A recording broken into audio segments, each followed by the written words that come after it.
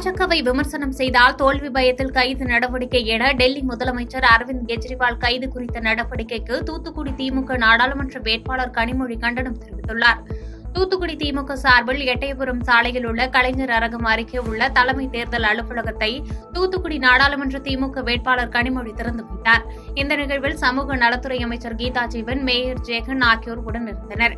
பின்னர் செய்தியாளர்களை சந்தித்த கனிமொழி எம்பி, பாஜக தன் மீது விமர்சனங்களை வைக்கக்கூடிய, தன்னை எதிர்க்கக்கூடிய தலைவர்கள் யாராக இருந்தாலும் அவர்கள் மீது பொய் செய்தியை கட்டம் கட்டி அமலாக்கத்துறையை பயன்படுத்துகிறது என்று டெல்லி முதலமைச்சர் அரவிந்த் கெஜ்ரிவால் கைதுக்கு கண்டனம் தெரிவித்தார்.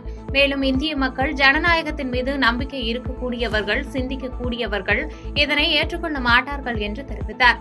தொடர்ந்து பேசிய அவர், வரும் 26ஆம் தேதி மாலை சிந்தலக்கரையில் முதலமைச்சர் மு க ஸ்டாலின் பிரச்சாரம் மேற்கொள்ள உள்ளதாகவும் தெரிவித்தார்.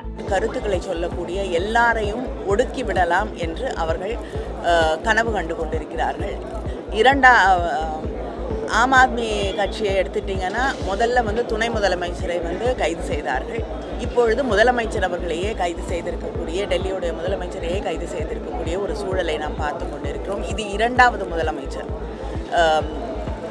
இவங்க கைது செய்து சிறையில் அடைத்து வைத்திருக்கக்கூடிய, இப்படி பல பேர் தொடர்ந்து அரசியல் தலைவர்களை கைது செய்வது, அவங்களுக்கு நெருக்கடி கொடுப்பது, அவங்க மேலே இவங்களை விட்டு விலக வேண்டும் என்று நினைக்கக்கூடியவர்கள் மீது இடி ரெய்டு பயன்படுத்துவது அப்படிங்கிறது தொடர்ந்து இவங்க செய்து கொண்டிருக்கிறார்கள்.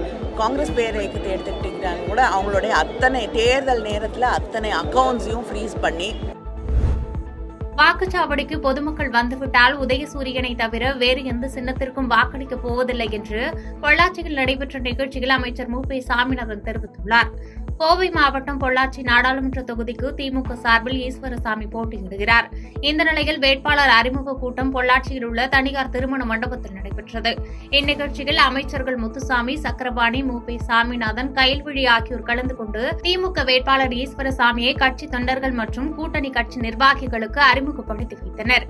தொடர்ந்து நிகழ்ச்சியில் உரையாற்றிய அமைச்சர் சக்கரபாணி, தமிழக முதலமைச்சர் தமிழ்நாட்டில் இருக்கிற 40 நாடாளுமன்ற தொகுதிகளிலும் வெற்றி பெற வேண்டும். வெற்றி பெற்ற பின்பு அவர் யாரை சுட்டிக்காட்டுகிறாரோ அவர்தான் இந்தியாவின் பிரதம மந்திரியாக வரப்போகிறார் என்று தெரிவித்தார்.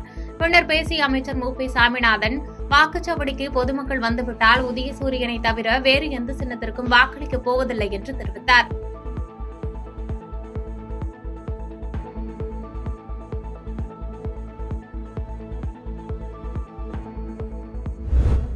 வனப்பகுதியை ஒட்டியுள்ள விளைநிலங்களைச் சேர்ந்த விவசாயிகள் விவசாய கழிவுப் பொருட்களை தீ வைக்க முற்படும் பொழுது வனத்துறையினருக்கு உரிய தகவல் கொடுத்து வனத்துறை ஊழியர்கள் முன்னிலையில் தீ வைக்க வேண்டும் என தொடர்ந்து அறிவுறுத்தப்பட்டுள்ளது. தேனி மாவட்டம் பெரியகுளம் அருகே மேற்கு தொடர்ச்சி மலைப்பகுதியில் உள்ள முருகுமலை வனப்பகுதியில் பாம்பார் காப்புக்காடு, தொண்டக்கத்தி உள்ளிட்ட பகுதியில் கடந்த 2 நாட்களாக காட்டுத்தீ பற்றி எரிந்து வருகிறது. இதனைத் தொடர்ந்து தேவதானப்பட்டி வனச்சரக வனத்துறையினர், தீத்தடுப்பு காவலர்கள் மற்றும் மலை கிராம இளைஞர்கள் என 25க்கும் மேற்பட்டோர் 2 நாட்களாக போராடி வனப்பகுதியில் காட்டுத்தீயை கட்டுப்படுத்தி முற்றிலும் அடைத்தனர். இந்த நிலையில் தேவதானப்பட்டி வனச்சரக வனத்துறையினர் வனப்பகுதியில் காட்டுத்தீ பற்றியதற்கான காரணங்கள் குறித்து விசாரணை மேற்கொண்டதில் பெரியகுளம் அருகே உள்ள புதுக்கோட்டை பகுதியைச் சேர்ந்த சின்னத்தம்பி, முத்துசாமி ஆகிய இருவரும் தொண்டக்கத்தி பகுதியில் பட்டா நிலத்தில் விவசாயம் செய்து வரும் நிலையில் விவசாய கழிவுகளுக்கு தீ வைத்தபோது அருகே இருந்த வனப்பகுதியில் தீ பற்றியதாக விசாரணையில் தெரியவந்தது. இதனைத் தொடர்ந்து தேவதானப்பட்டி வனச்சரக வனத்துறையினரால் விவசாயிகள் இருவர் மீது வழக்கு பதிவு செய்து போலீசார் அவர்களை கைது செய்துள்ளனர்.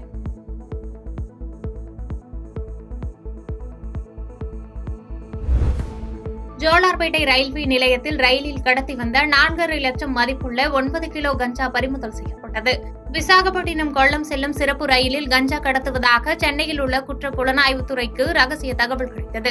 அதன் பெயரில் குற்ற புலனாய்வுத்துறை உதவி காவல் ஆய்வாளர் செல்வகுமார் மற்றும் ரயில்வே பாதுகாப்பு படை உதவி காவல் ஆய்வாளர் கோபால் ஆகியோர் ஜோலார்பேட்டை ரயில்வே நிலையத்தில் சோதனை மேற்கொண்டு வந்தனர். அப்போது விசாகப்பட்டினம் கொல்லம் சிறப்பு ரயிலில் பரிசோதனை செய்ததில் கழிவறை முன்பு இருந்த ஜெனரல் பெட்டியில் 5 பண்டல்களில் இருந்த 9 கிலோ கஞ்சா இருப்பது தெரியவந்தது.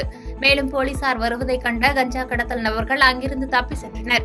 அதனைத் தொடர்ந்து ரயிலில் இருந்த 4.5 லட்சம் மதிப்பிலான 9 கிலோ கஞ்சாவை பறிமுதல் செய்து வேலூர் போதைப்பொருள் கடத்தல் தடுப்பு பிரிவு அலுவலகத்தில் ஒப்படைத்தனர். மேலும் தப்பி ஓடிய மர்ம நபர்களை தீவிரமாக தேடி வருகின்றனர். பாதகம் செய்பவரை கண்டால் நாம் பயங்கொள்ளலாகாது பாப்பா. மோதி மிதித்து விடு பாப்பா, அவர் முகத்தில் உமிழ்ந்து விடு பாப்பா. அண்மை செய்திகளை உடனுக்குடன் தெரிந்து கொள்ள இணைந்திருங்கள் இயம்நாடு தொலைக்காட்சியுடன்.